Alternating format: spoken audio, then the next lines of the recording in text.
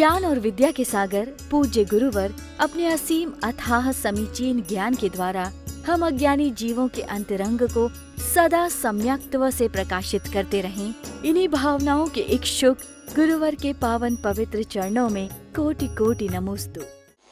इसका फल हमें कहाँ मिलेगा? अगर हम अच्छा करते जाएंगे तो ऐसी जगह पर फल मिलेगा जहां पर सिर्फ अच्छा ही अच्छा होता है। तो वो जगह कौन सी है? जहां पर सिर्फ सुख ही सुख होता है। मनुष्य गति में भी सुख ही सुख नहीं है, सुख और दुख मिक्स है।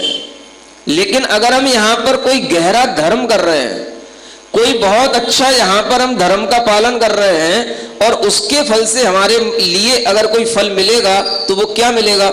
हमें सुख मिलेगा। तो सुख कहां मिलेगा? अगर हम मनुष्य बनेंगे तो हर मनुष्य गति में हमेशा आपको दुख के साथ सुख मिलेगा। फिर प्योर सुख कहां रहा?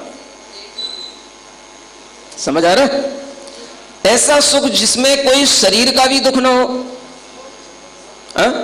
यहां तो अभी आपको थोड़ा सा पसीना आ जाता है तो ही आप परेशान हो जाते हो। एसी की कहीं कोई मशीनरी खराब हो जाती है तो आप परेशान हो जाते हो। शरीर में कोई दुख दर्द हो जाता है, व्याधियां उत्पन्न हो जाती हैं तो आप रोगी होकर के दुखी हो जाते हो। तो आपके लिए यहां इस मनुष्य जन्म में सुख है कितना सा? तो जहां पर सुख ही सुख हो तो धर्म किस लिए किया जाता है? कुछ मालूम है कि नहीं? कि वैसे ही अंदाज में चलता रहता सब काम है। धर्म किस लिए किया जाता है? सुख की प्राप्ति के लिए। और वह सुख उत्कृष्ट से उत्कृष्ट होता चला जाए तो वो कैसे होगा? जब आपके यहां पर धर्म अच्छे से अच्छा करने का भाव आएगा तब सुख उत्कृष्ट से उत्कृष्ट आपको मिलेगा। तो कुछ जगह ऐसी हैं जहां पर शरीर का सुख भी बहुत अच्छा मिलता है, शरीर में पसीना तक नहीं आता है, कोई शरीर में रोग नहीं होते हैं, ऐसी भी कोई अच्छे जन्म मिलते हैं। वो जन्म कहां मिलते हैं? तो उसी का नाम है स्वर्गों का सुख। वो किनको मिलेगा? तो जो व्यक्ति यहां पर धर्म की आराधना करेगा वह स्वर्ग में भी सुख की प्राप्ति करता है। और जो व्यक्ति यहां पर पाप करेगा तो वो क्या करेगा? तो उसके लिए नरकों के स्थान बने हुए हैं। समझ आ रहा है? वो किस ज्ञान से जाने जाएंगे? अनुमान ज्ञान से जाने जाते हैं। ये अनुमान ज्ञान लगाना, पाप करने वाला कहां जाएगा? नरक जाएगा। पुण्य करने वाला कहां जाएगा? स्वर्ग जाएगा। जो पाप और पुण्य दोनों मिक्स करके चलेगा वो कहां जाएगा? क्या समझ आ रहा है? उसमें भी गणित है। पाप और पुण्य में पुण्य अगर ज्यादा है, पाप कम है तो मनुष्य गति प्राप्त करता है। और पाप पुण्य में पाप ज्यादा हो गया, पुण्य कम हो गया तो त्रियंश गति, पशु गति प्राप्त करता है। और जब पाप और पुण्य दोनों समाप्त हो गया, कुछ भी नहीं रहा, तो वह मोक्ष गति को प्राप्त हो जाता है।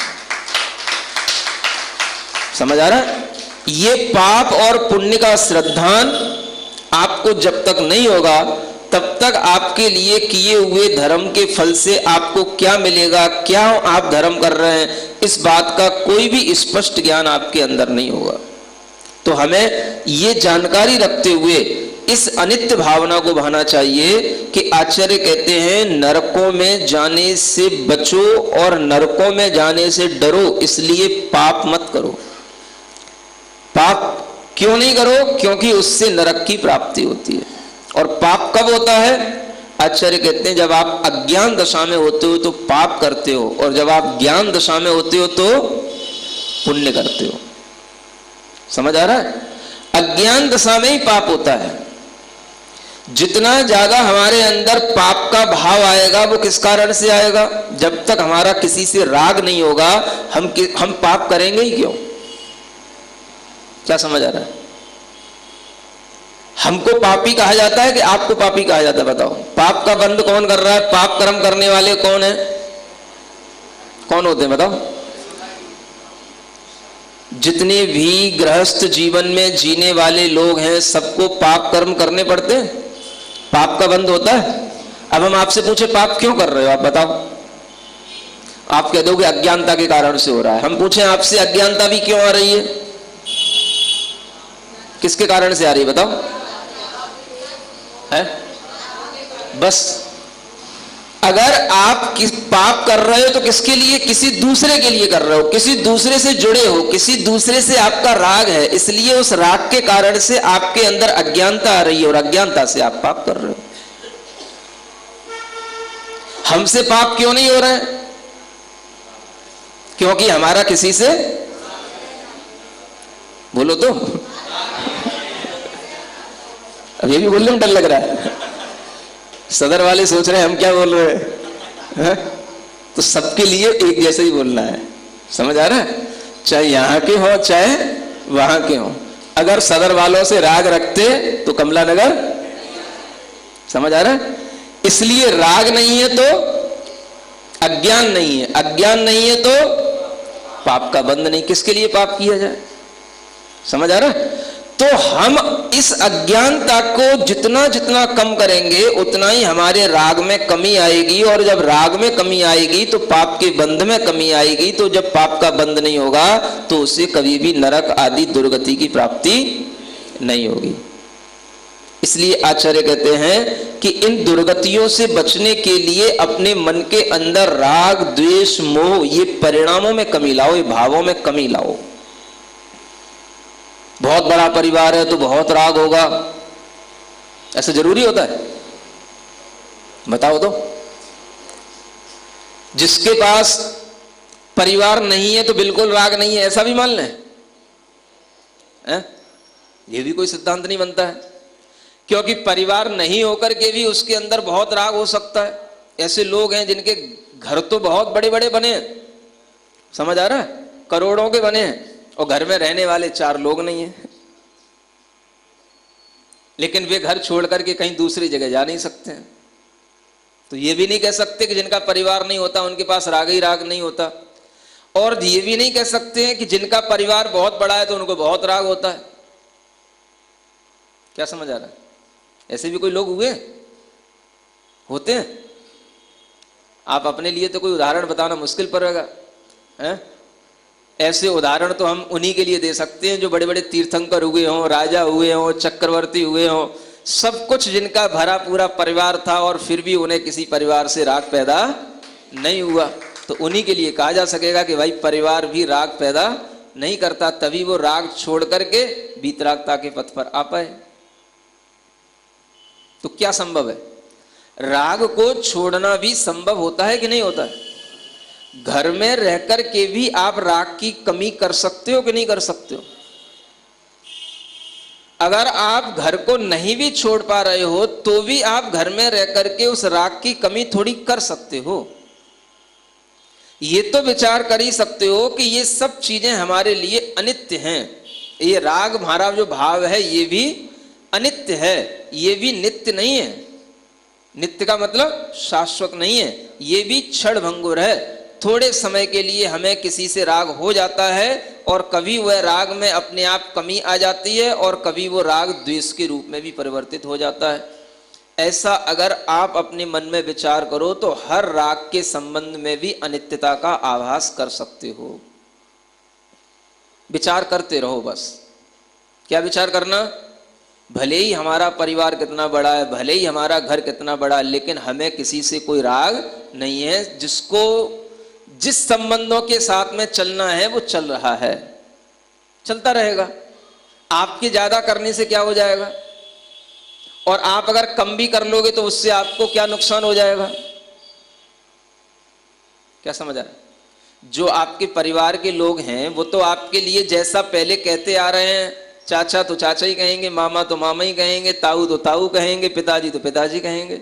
आपने अगर राग कम भी कर लिया तो नुकसान क्या हो जाएगा आपको? बता तो दो हमें। तो आप अपने अंतरंग का राग भाव कम कर सकते हो और उसके साथ भी आपका यह सारा का सारा परिवार का व्यवहार चल सकता है, और आप अपने परिवार में रह करके भी राग की कमी के कारण से अपने आप को दुख और दुखी बनाने की प्रक्रिया में से बचा सकते हो। इसलिए यह कहा जा रहा है कि अज्ञान से राग उत्पन्न होता है और राग से पाप का बंध होता है, तो उसके फल से आदमी नरक और त्रियंश गति को प्राप्त होता है। ठीक बात? देखो आगे आचार्य क्या कहते हैं। वह्निं विशति शीतार्थं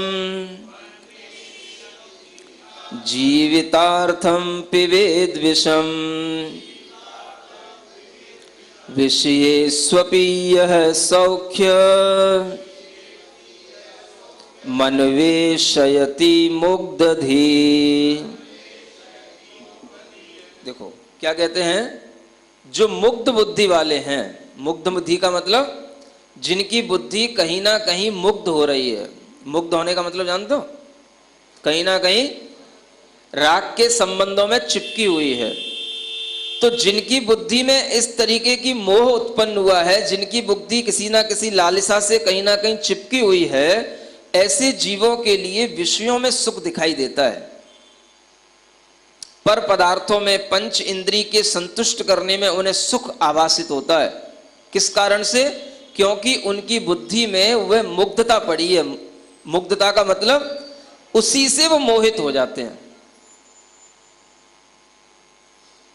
मोह दूसरी चीजों से उत्पन्न हो जाता है, किसमें? बुद्धि में। और हर किसी को जो मोह उत्पन्न होता रहता है वो अलग अलग क्वालिटी का होता रहता है। बच्चा होगा तो उसको किसमें मोह उत्पन्न होगा? खाने पीने की चीजों में। थोड़ा सा बड़ा हो जाएगा, किसमें उसकी बुद्धि मुग्ध होगी? फिर थोड़ा सा उसके लिए क्या भाव आएगा? लोगों को देखेगा, भाई लोग मोटरसाइकिल पे घूम रहे हैं, स्कूटी पे घूम रहे हैं, तो हम भी स्कूटी पे आए, हम भी मोटरसाइकिल पे आए। समझ आ रहा है? फिर थोड़ा और बड़ा होगा तो फिर उसके अंदर और मोहित बुद्धि आएगी, तो फिर क्या करेगा वो? फिर और देखता है, भाई लोग बड़ी बड़ी कारों में घूम रहे हैं, तो हमें किस में घूमना है? कारों में घूमना है। समझ आ रहा है? इसको बोलते हैं मुग्धधि। और जब उसके अंदर ये बुद्धि का मोह बढ़ता चला जाता है, उसकी बुद्धि मुग्ध हो रही है। मुग्ध होने का मतलब दूसरी चीजें देखी और बुद्धि में मुग्धता आई, ये चीजें हमको भी चाहिए, ये चीजें हमारे पास भी होना चाहिए। इसी को बोलते हैं विषयों में जिसकी बुद्धि मुग्ध हो रही है और वह विषयों में सुख चाह रहा है, तो आचार्य कहते हैं वो क्या कर रहा है? प्रवेश तो अग्नि में कर रहा है और शीतलता की इच्छा कर रहा है। क्या कह रहे हैं? प्रवेश तो अग्नि में कर रहा है और चाह क्या रहा है? शीतलता मिले। समझ आ रहा है? अब स्कूटी तो ले ली बेटे ने, समझ आ रहा है? और जब पहली बार स्कूटी लेगा तो वो क्या करेगा? धीमे धीमे चलाएगा कि जोर से चलाएगा? तुम्हारे घर के अंदर के गैरेज में चलाएगा कि बाहर सड़क पे चलाएगा? है कि पार्क में चलाएगा कि बाहर रोडों पे आएगा? समझ आ रहा है? और पहली बार जब नशा चढ़ेगा उसको स्कूटी चलाने का, तो वो आपके कंट्रोल में रहेगा कि अपने कंट्रोल में रहेगा? है किसी के कंट्रोल में नहीं रहेगा। समझ आ गया? तो क्या करेगा वो? कहीं ना कहीं एक्सीडेंट करेगा। समझ आ रहा है? विषयों में मुग्ध हुआ, हाथ पैर तोड़ेगा, परेशान होगा, दुखी होगा, और उस दुख के कारण से फिर अपने लिए और ज्यादा उन विषयों में मुग्ध होने की और भावना करेगा। ये प्रक्रिया निरंतर चलती रहती है, हर प्राणी के साथ चलती रहती है। इसलिए आचार्य कहते हैं कि देखो, काम तो कर रहा है सुख पाने के लिए, लेकिन जितने भी उसके प्रयास हैं वो सब हैं दुख के। चाहता है कि हमें शीतलता मिले, ठंडक मिले, उदाहरण दे रहे हैं, लेकिन कर क्या रहा है? अग्नि में प्रवेश कर रहा है। चाह रहा है मुझे जीवन मिले, लेकिन खा क्या रहा है? विष खा रहा है। देखो लिखा ना, जीवितार्थम विषम, जीवन के लिए विष खा रहा है। लेकिन वह ये सोच करके कि नहीं हमें इसी में सुख मिल रहा है, ऐसी उसकी बुद्धि मोहित हो जाती है, तो उस मुग्ध बुद्धि के कारण से वो विषयों में ही सुख प्राप्त करने की भावना कर लेता है। आपको पता नहीं रहता कि जितना भी आप ये बाजार का पैकेट बंद भोजन खाते हो, उस भोजन में कितने केमिकल मिले रहते हैं, कितनी अशुद्ध चीजें मिली रहती हैं, लेकिन फिर भी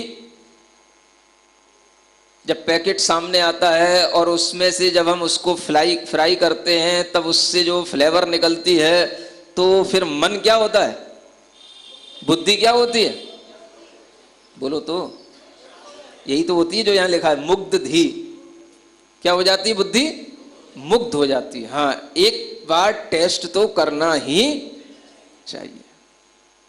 समझ आ रहा है? अब जो चीज एक बार टेस्ट करने में आ रही है, तो एक बार टेस्ट करने से तो कभी सेटिस्फेक्शन हो ही नहीं सकता। क्या समझ आ रहा है? और एक बार का टेस्ट कितनी देर तक आपको सेटिस्फाइड किए रहेगा? 2 घंटे, 4 घंटे, 1 दिन, नेक्स्ट डे तो फिर आपके लिए वही चाहिए, क्योंकि एक बार टेस्ट लग गया है तो क्या हो गया, ये बुद्धि क्या हो गई, अब मुग्ध हो गई। अब 2 बार ले लिया, 4 बार ले लिया, अब तो वो हैबिचुअल हो गए अपन। समझ आ रहा है? अब बहुत दिनों के बाद में महाराज घूमते हुए अपने मंदिर आए, अब वो उपदेश देंगे, भाई ये फास्ट फूड मत किया करो, इससे स्वास्थ्य खराब होता है, ये जितना भी आप बाजार का पैकेट बंद भोजन करते हो, इससे आपके लिए बीमारियां बढ़ती हैं। तो अब सुन तो लेंगे, समझ में भी आ रहा है, हाँ ये मोटापा इसीलिए बढ़ रहा है, ये डायबिटीज इसीलिए हो रही है, डॉक्टर ने भी एक बार कहा था कि जंक फूड कम से कम खाना, लेकिन डॉक्टर भी पूरा मना नहीं कर सकता, क्योंकि उसे क्या पड़ी है कि बिल्कुल नहीं खाना, क्योंकि बिल्कुल नहीं खाओगे तो हमारी दुकान पे कौन आएगा। समझ आ रहा है? तो अब बात तो कहीं ना कहीं क्लिक कर रही माइंड में कि हाँ बात तो गलत है, लेकिन अब क्या करें, उसका फ्लेवर जो दिमाग पे चढ़ा हुआ है वो बार बार याद आता है। क्या समझ आ रहा है? और हम नहीं खाएं, कोई दूसरा भी अगर अपनी रसोई में बना रहा है, बच्चों के लिए भी बना रहे हैं, समझ आ रहा है, तो भी मन करेगा कि पहले बच्चों के लिए भी बना रहे हैं तो पहले हमें भी खाना भी चाहिए, बच्चों को भी खिलाना चाहिए। तो क्या होगा, जब आपकी विषयों में बुद्धि मुग्ध हो गई, तो अब आप जो चीजें खा रहे हो उनसे आपको जीवन नहीं मिलेगा। क्या मिलेगा? अब आपको रोग मिलेंगे, और रोग का मतलब ही है धीमी मृत्यु। एक बार रोग पैदा हो गए तो मतलब आप जिस दर से मरने की कगार पर जा रहे थे, उस दर को आपने और बढ़ा लिया। क्योंकि एक रोग पैदा होगा तो वो एक रोग ही नहीं रहेगा, पेट के अंदर या कहीं भी शरीर के अंदर वो अनेक रोगों को जन्म देता चला जाएगा। समझ आ रहा है? और सब रोग एक दूसरे से कनेक्टेड रहते हैं। एक बार अगर आपको डायबिटीज की शिकायत हुई तो समझ के रखना कि डायबिटीज का मतलब है लीवर का काम करना कम हो चुका है। समझ आ रहा है? जहां डायबिटीज शुरू होगी वहां पर ब्लड प्रेशर की बीमारी शुरू होने लग जाएगी। जिन कारणों से डायबिटीज होती है उन्हीं कारणों से ब्लड प्रेशर होता है, और जहां ब्लड प्रेशर शुरू हुआ वहीं पर आपके लिए हार्ट की प्रॉब्लम शुरू हो जाएंगी। जहां हार्ट की प्रॉब्लम शुरू हुई वहीं से आपके ब्रेन की प्रॉब्लम शुरू हो जाएंगी। सब चीजें एक दूसरे से कनेक्टेड हैं, और जब तक आप 10-15 साल इस तरीके से गुजारोगे तब तक आप जो है रोगों के भंडार हो जाओगे। समझ आ रहा है? शरीरम व्याधि मंदिरम, फिर आपका शरीर मंदिर बन जाएगा। किसका? देखो कितने अच्छे हंस के बोल रहे हैं। किसके कारण से? एक मुंह पर, नाक पर, जीभ पर कंट्रोल नहीं रखने से। समझ आ रहा है? इस कारण से। और ये सबके साथ चल रहा है। उदाहरण यही दिया जा रहा है कि आप जीवन जीना चाहते हो लेकिन काम कर रहे हो मरने वाले। समझ आ रहा है? तो आपके लिए ये भाव आना चाहिए कि जिन चीजों से नुकसान होता है उन चीजों को हमें कभी नहीं खाना। अक्सर लोग क्या करते हैं, महाराज बाहर जाने की छूट, 15 दिन में एक बार छूट, होटल पे जाने की छूट, कहीं किसी ब्याह बारात में जाते हैं तो उसकी छूट। तो भाई वहां पर भी जाकर के अगर आपको ये पता है कि ये जहर है, इससे नुकसान होता है, तो एक दिन भी आप जहर खाने की छूट ले रहे हो। हम क्यों देंगे आपके लिए छूट? क्या समझ आ रहा है? अरे दुनिया में डॉक्टर से बड़ा हितैषी एक गुरु होता है जो आपको जहर खाने से बचाता है। समझ आ रहा है? क्योंकि उसे डॉक्टर की तरह अपनी दुकान नहीं चलानी है। वो ये इसलिए सोचता है कि भाई अगर जहर है तो हम तो कहते हैं आपको कभी भी नहीं खाना चाहिए, चाहे बिना जहर खाए रह जाओ चल जाएगा, भूखे रह जाओगे तो भी आपके लिए व्याधि उत्पन्न नहीं होगी, लेकिन अगर आप जहर थोड़ा भी खाओगे तो व्याधि उत्पन्न होगी। क्या समझ आ रहा है? सब हंस रही हैं मुंह पे हाथ रख करके। समझ तो आ रहा है ना? है? इतनी समझ आ रही है कि नहीं आ रही? हम क्या बोल रहे हैं, किधर इंडिकेशन हमारा चल रहा है, क्या इशारा कर रहे हैं? हैं? त्याग की बात नहीं कर रहे हैं, पहले समझ लो, समझदारी से त्याग करना। समझ आ रहा है? अपने पहले भावों पर कंट्रोल लाओ, भावों की शुद्धि करो। पहले अपने मन में ये दृढ़ निश्चय कर लो कि ये चीजें गंदी हैं, इससे हमारे बेटों को नुकसान पहुंच रहा है, हमको भी नुकसान पहुंच रहा है, हमारी भी कमर देखो कहां जा रही है, बेटों का भी वजन देखो कहां जा रहा है। समझ आ रहा है? और ये किस कारण से हो रहा है? सिर्फ फास्ट फूड के कारण से हो रहा है। तो आप लोग जब तक अपने घरों में इस तरीके से अपने बच्चों को और खुद को समझा करके आप कंट्रोल नहीं करोगे, तब तक आप अपने शरीर में होने वाली व्याधियों से ना अपने को बचा पाओगे ना बच्चों को बचा पाओगे। ठीक है ना? तो आपको अगर बचाने का भाव आए तो इन चीजों से बचने की कोशिश करना। ठीक है ना? इसलिए आचार्य यहाँ समझा रहे हैं, और समझाने का ही काम रहता है हम लोगों का। क्या समझ आ रहा है? क्योंकि आप भी जो कुछ भी हमारे लिए देते हो इसीलिए देते हो, बस आप समझाते रहो। क्या समझ आ रहा है? और हम भी धर्म करते रहें। कृते ये साम त्वया कर्म कृतम स्वब्राधि साधकम, त्वया कर्म कृतम स्वभ्राधि साधकम, त्वामेव यान्ति ते पापा वंचयित्वा यथा यथम। देखो आचार्य क्या कह रहे हैं, कितनी बार उन्हीं चीजों को हमें प्रकारांतर से समझाना पड़ता है कि जिनके लिए तुम ये पाप कर रहे हो। समझ आ रहा है? कभी आप ये गणित लगाना कि हम अपने लिए कितना पाप कर रहे हैं और दूसरे के लिए कितना कर रहे हैं। क्या समझ आ रहा है? कभी सोचना बैठ करके शांति से, गणित लगाना। थोड़ा बहुत गणित आता है कि नहीं आता? अपने लिए कितना पाप कर रहे हैं और दूसरे के लिए कितना कर रहे हैं। विचार करना कभी ठंडे दिल से बैठ करके, ये हमने इतना बड़ा शोरूम खोला है किसके लिए? विचार करना, केवल विचार करना। समझ आ रहा? हमने इतनी बड़ी फैक्ट्री लगाई है किसके लिए? हमारा इतना बड़ा घर बना हुआ है, बनाया है हमने किसके लिए? हम इतने बड़े बड़े झूठ बोल रहे हैं अपने व्यापार चलाने के लिए, किसके लिए? हम इतनी बड़ी बड़ी टैक्सों की चोरियां कर रहे हैं, किसके लिए? नहीं समझ आ रहा? कभी विचार नहीं कर सकते हो? विचार भी नहीं करना महाराज, कहीं कोई डर लग गया और कुछ हो गया तो। समझ आ रहा है? लेकिन ठंडे दिल से विचार करोगे, समझ आ रहा है? एक डाकू भी विचार कर लेता है तो उसका भी कल्याण हो जाता है। एक कहानी नहीं पढ़ी आपने कभी बचपन में? है? जंगल में डाकू था, साधु भी वहीं पर पहुंच गए।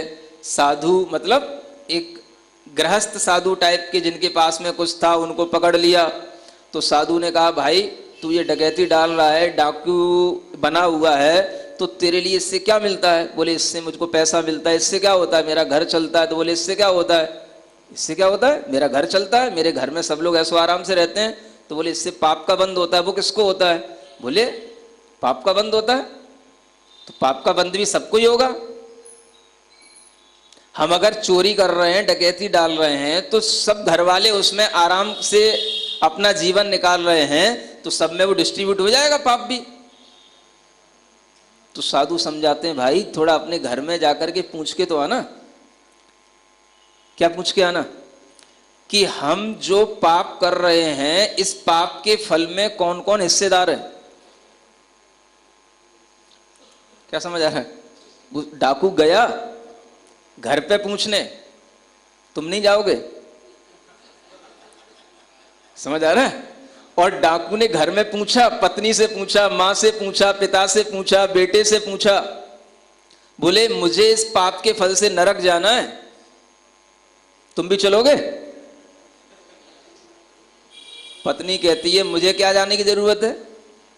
बोले तेरे लिए ही तो मैं डकैती डाल के सामान लेके आता हूं। बोले वो तो तुम्हारा धर्म है। तो तुम्हारे लिए हम नरक में नहीं जाने वाले हैं। बेटे से पूछ लो, मां से पूछ लो, सबसे पूछ लिया। जब उस डाकू ने देखा कि कोई भी हमारे साथ पाप का फल भोगने को तैयार नहीं है, तो वो वापस साधु के चरणों में आया और फिर वो साधु ही बन गया। समझ आ रहा है? वही चीज यहां लिखी हुई है। जिनके लिए हम पाप कमा रहे हैं वो हमें ठक्कर के नरक में पहुंचा देंगे। वो कहीं नहीं जाएंगे, हमें नरक में पहुंचा देंगे, हमारी दुर्गति कर देंगे, हमको परेशान कर देंगे और हम ठगे के ठगे रह जाएंगे। किस कारण से? हमारी बुद्धि में मूर्खता, मूढ़ता, मोहिता, ये सब चीजें चलती रहती हैं। इन कारणों से हम अपने आप को दुखी करके अपने लिए सब कुछ नहीं करते हैं, हम दूसरों के लिए ही सब कुछ करते रहते हैं। समझ आ रहा है कि नहीं आ रहा है? देखो, अगर समझ में आने लगे तो थोड़ी सी ये भावनाएं भी करते रहना। अनेन निरीशरीरेण यल्लोकद्वय शुद्धिदम विवेच्य तदनुष्ठेयम हेयम कर्म ततोन्यथा। हाँ, पढ़े एक बार। अनेन नृशरीरेण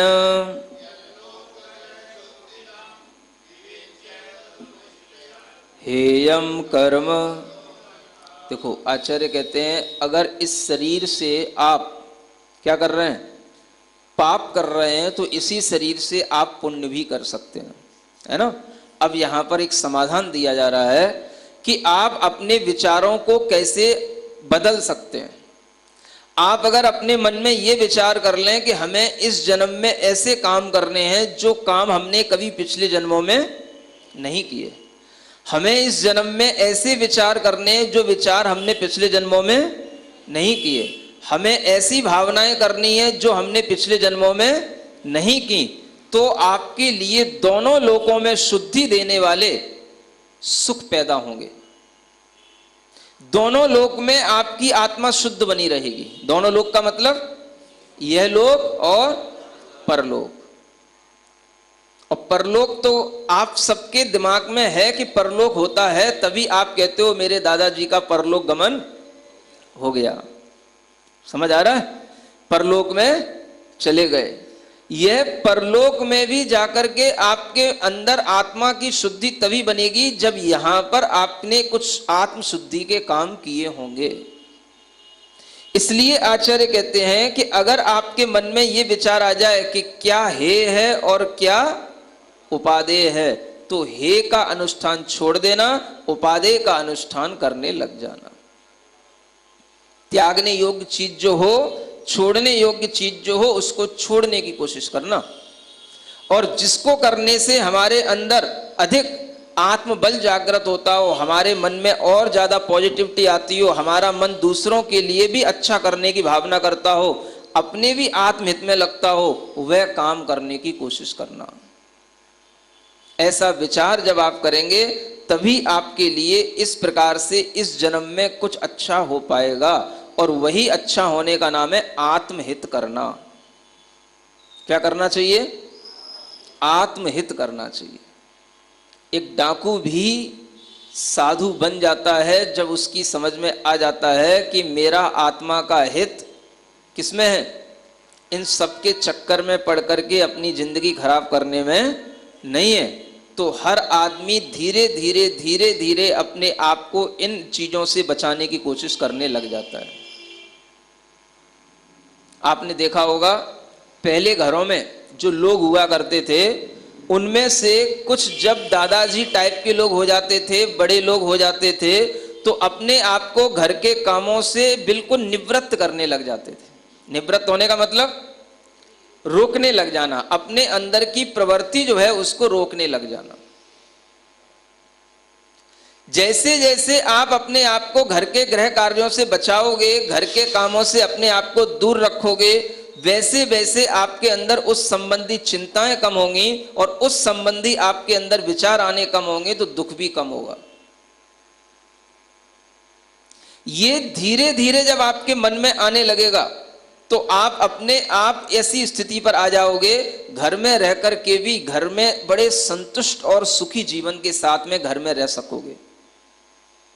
ये तभी होता है जब हमारा घर में रहकर के भी उन चीजों के प्रति व्यामोह ज्यादा ना हो,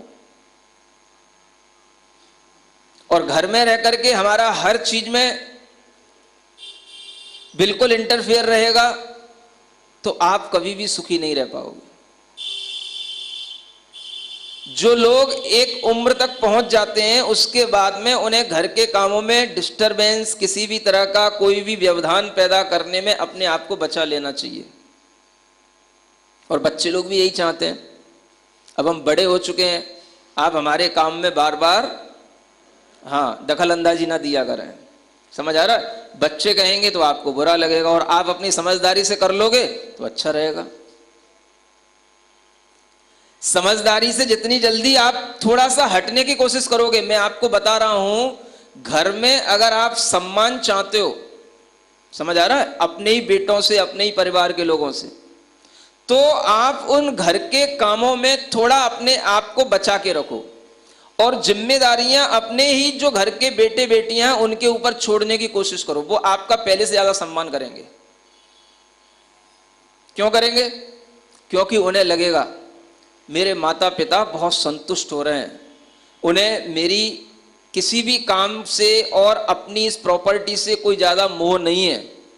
समझ आ रहा है? वो हमें पूरा टाइम दे रहे हैं और हमें बिल्कुल स्वतंत्रता दे रहे हैं कि हम किसी भी तरीके से अपने इस बिजनेस को, घर को, परिवार को चलाएं, तो वो आपको ज्यादा सम्मान देंगे। सोच लो। और जितना ज्यादा आप हर चीज को अपने सिर पर रखे घूमोगे, उतना ही ज्यादा वो कहेंगे ये पिताजी बेवजह परेशान हो रहे हैं। बेटा कहता है कई बार, ये पिताजी बेवजह परेशान हो रहे हैं। अरे ये तो दुनिया में सब चलता रहता, नफा नुकसान तो। और सबसे ज्यादा परेशानी हो जाती है पिताजी को। बेटे को इतनी परेशानी नहीं हो रही है। क्यों नहीं हो रही है? पिताजी को लगता है मैंने अपनी जिंदगी में बड़ी मेहनत के साथ एक एक पैसा कैसे मेहनत से कमाया, तुझे क्या पता है? कैसे कचरिया बिकी है, तुझे क्या पता? समझ आ रहा है? कितनी मेहनत करनी पड़ती है, कितने प्रकार की क्वालिटी लानी पड़ती है एक कचरी की। समझ आ रहा है? तब जाकर के कहीं वो कचरी फेमस होती है, और तू उड़ाए जा रहा है और तुझे कुछ दुख नहीं है। अब बेटा कहता है दुख मनाने से भी क्या होगा, अब जीएसटी लग गई तो लगी गई, अब वो तो तुम्हें करना ही पड़ेगा। तो जब बेटा समझदारी से काम ले रहा है और आप उस समय पर दुखी होकर के अपने आप को कष्ट में डाले हुए हो, तो ये आपकी अपनी गलती है। क्या समझ आ रहा है? अब बेटा तो तुमसे ये नहीं कहेगा कि आप गलती कर रहे हो, ये कौन समझाएगा? ये तो कभी कोई जो आपसे कोई बड़ा होगा वही समझा पाएगा। समझ आ रहा है? इसलिए अपने जीवन में थोड़ी समझदारी लाओ। जो लोगों के यहां पर उनके घरों में बेटे स्वयं अपने पैरों पर खड़े हो चुके, अपना बिजनेस कर रहे हैं, उन्हें अपने घर में बहुत कम इंटरेस्ट लेना चाहिए, दखल अंदाजी कम करना चाहिए, और घर में बिल्कुल शांत भाव से रहना चाहिए। जितना आप शांत भाव से रहोगे, घर में बेटे बेटियां बहुएं आपको उतना ही अच्छा आपका सम्मान करेंगे और उतने ही अच्छे तरीके से आपकी आवभगत करेंगे। सीख लो आप। क्या समझ आ रहा है? और जितना आप बहू के लिए हर काम में टोका टाकी करोगे, उतना ही वो आपको परेशान करेगी। क्या समझ आ रहा है? और आपको उसके बिना रहा नहीं जाता। ये यहां खराब कर दिया, ये यहां पड़ा है, ये यहां बिगड़ गया, ये हो गया, वो हो गया। सब कुछ होने के बावजूद भी कभी कभार शांति से चुपचाप से देखने की भी कोशिश करो। हैं? इतना सुनते रहते हो, आत्मा का स्वभाव कैसा है? ज्ञाता दृष्टा है। बाहर की चीजें कैसी हैं? अनित्य हैं। जब अनित्य हैं तो कुछ मिट रहा है, कुछ बिगड़ रहा है, थोड़ा देखते रहो शांति से, पेशेंस अपने अंदर लाओ थोड़ा सा। नहीं आ सकता? हमारे होते हुए चीजें कैसे बिगड़ सकती महाराज? तो बस ठीक है, फिर तुम बिगड़ो। फिर तुम ही बिगड़ो, और तुम बिगड़ोगे तो पूरा घर बिगड़ेगा। तो ये चीजें हमें सिखा रही हैं, बाहर की चीजों को अनित्य देखो। कैसा देखो? हर चीज के साथ अनित्य भाव ना करो। कोई भी चीज आपके लिए जो बिगड़ रही है, आपसे परेशानी पैदा कर रही है, उसमें क्या देखो, ये सब चीजें कैसी हैं? अनित्य हैं। अनित्य का मतलब है भी हैं, चली भी जाएंगी। समझ आ रहा है? कुछ समय के लिए हैं, कुछ समय के साथ हमारे लिए, हमारे सामने से ओझल हो जाएंगी। हमें दुखी नहीं होना। तो बाहर की चीजों को अनित्य समझो। और मैं कैसा हूं? मैं तो चैतन्य आत्मा हूं। कैसा हूं? चैतन्य आत्मा कैसा होता है? ज्ञाता दृष्टा, जानना और देखना उसका स्वभाव है। तो हम अपने स्वभाव में रहें। कभी थोड़ा सा नुकसान भी होने दो, कोई दिक्कत की बात नहीं है। नुकसान भी कभी कभी फायदे के लिए होता है। हर चीज को आप बिल्कुल रोकना चाहोगे तो वो भी कई बार बीमारी बन जाता है। अगर कहीं आपको चोट लग गई है और किसी चीज से आपको कोई कील चुभ गई या कुछ हो गया, तो उस समय पर खून बहता है तो बह जाने दिया करो उसको। नहीं मेरा खून है, इतना खून बह जाएगा तो क्या होगा? अगर तुमने उसको रोक लिया तो वो सेप्टिक बन जाएगा। ज्ञान और विद्या के सागर पूज्य गुरुवर अपने असीम अथाह समीचीन ज्ञान के द्वारा हम अज्ञानी जीवों के अंतरंग को सदा सम्यक्त्व से प्रकाशित करते रहें। इन्हीं भावनाओं के इच्छुक गुरुवर के पावन पवित्र चरणों में कोटि कोटि नमोस्तु।